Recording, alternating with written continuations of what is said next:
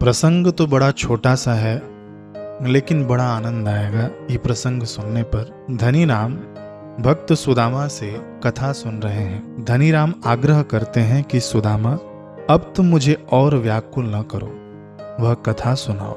अच्छा तो सुनिए। सुदामा भी कथा सुनाने की मुद्रा में आ गए। सुदामा कहते हैं कि बात उस समय की है जब सृष्टि बनी थी। उस समय परमात्मा ने धरती पर अनेक प्राणियों की रचना की। जब प्राणियों की रचना की तो उनको नचाने के लिए माया का भी सृजन किया। कथा कहती है कि एक दिन श्री हरि विश्राम की मुद्रा में बैठे थे तो माया उनके पास रुष्ट मनोदशा में आई। श्री हरि ने माया से रुष्ट होने का कारण पूछा तो माया ने कहा कि महाराज, आपने जिन प्राणियों की रचना की है वे न केवल दीर्घाकार हैं वरन बहुत ही कुरूप भी हैं, अच्छे नहीं दिखते।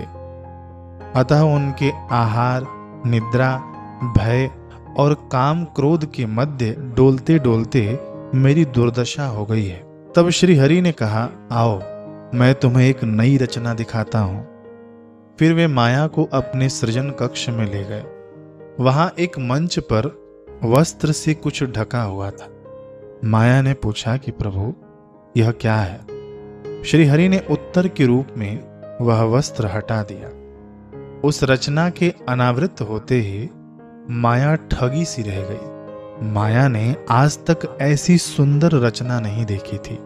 उसने चकित होकर पूछा भगवान से कि यह क्या है प्रभु, इसका नाम क्या है? और आज तक जितने भी लोकों की रचना आपने की है उनमें इस प्रकार के सुदर्शन जीवधारी का मैंने दर्शन ही नहीं किया है। यानी इतने सुंदर ये मैंने पहले कभी नहीं देखा है। तब श्री हरि ने हंसकर कहा, माया, यह एक नवीन रचना है। इसे तुम साक्षात मेरे चिन्मय अंश से सृजित ही जानो। इस जीवधारी को तुम मनुष्य के नाम से जानोगी। माया ने कहा, प्रभु, यह आपका कैसा न्याय है कि अपने खेलने के लिए तो इतनी सुंदर रचना और मेरे लिए ये कुरूप पशु पक्षी, आप इसे मुझे दे दीजिए, इससे तो मैं खेलूंगी। तब श्री हरि ने माया को बहुत समझाया कि यह मनुष्य तो उनको अति प्रिय है, अतः वे उसको कैसे दे सकते हैं। पर माया कब हार मानने वाली थी, वह भी हठ पकड़े रही। अंततः श्री हरि ने कहा, अच्छा एक कार्य करते हैं कि दोनों इसके साथ एक साथ खेलते हैं। हम दोनों अपने अपने अनुसार इसे अपनी ओर आकर्षित करेंगे। जो इसे ले जाए यह उसका। तो ऐसा करो कि 50 भाग तुम्हारे और 50 मेरे। यानी भगवान कह रहे हैं कि माया 50% तेरा हो गया और 50% मेरा। तब माया ने कहा कि प्रभु, तब तो यह मनुष्य निश्चित रूप से आपका ही होगा। यह तो खेल समानांतर शक्ति का नहीं हुआ। आपके 50 भाग के समक्ष मेरा तो वश नहीं चलेगा।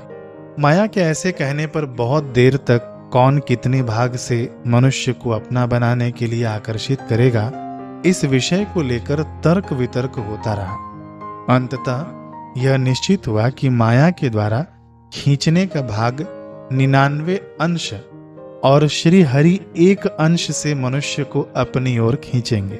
सहज भाषा में समझे तो माया को 99% मिल गया और भगवान को केवल 1% मिला अपनी ओर खींचने के लिए।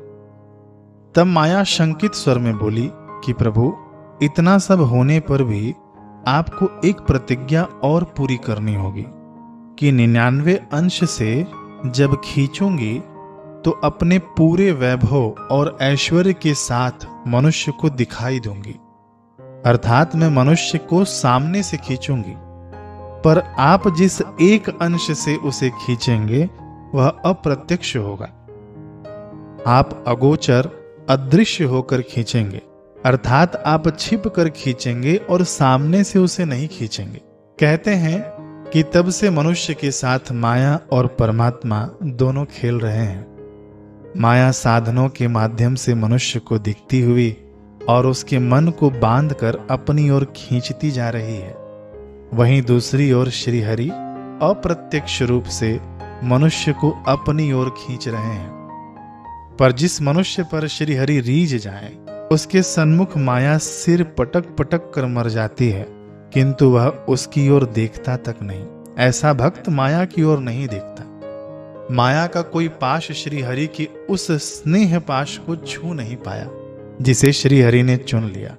जो भी उनके द्वारा चुन लिए गए वे माया से अप्रभावित रहे। धनी राम यह कथा सुन रहे हैं। धनी राम अश्रुपूरित नेत्रों से अपने सामने बैठे सुदामा की ओर देख रहे थे, मानो वे उससे श्री हरि के चरणों में भक्ति की याचना कर रहे हों। कथा की आनंद वर्षा में भीगे हुए वे हाथ जोड़कर बोले, जय हो, श्री हरि की जय हो। कितना सुंदर प्रसंग है।